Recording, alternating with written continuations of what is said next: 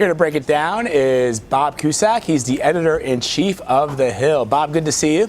Hey, Vlad. So is this dirty tactics, or is this just a case of Trump not understanding the delegate process and probably not having the right people in place, at least up until he brought Paul Manafort in?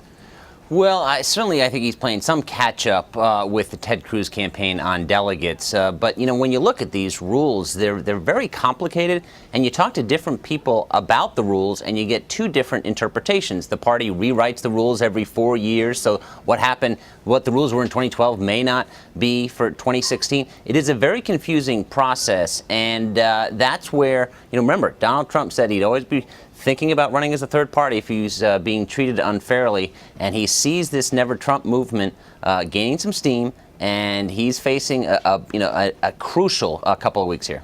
So do you think that this attack by Donald Trump is going to do anything to hurt the Cruz campaign at all?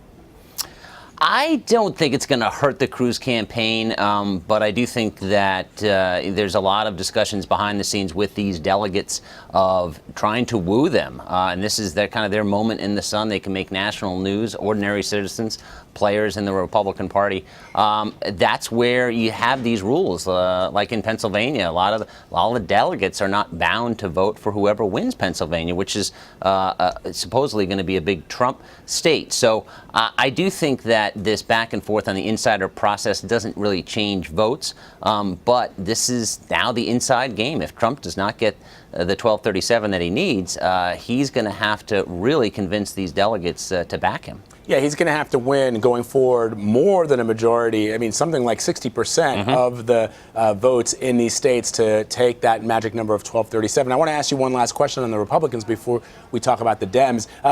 We didn't see Trump on any of the Sunday talk shows this weekend.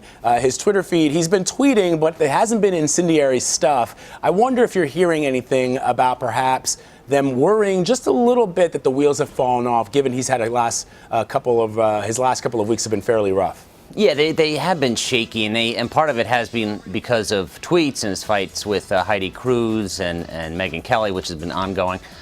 Trump has been talking about being more presidential for quite some time and being boring, and maybe he's transitioning to that. He's kind of suggested he's not going to do that until after he wins the nomination.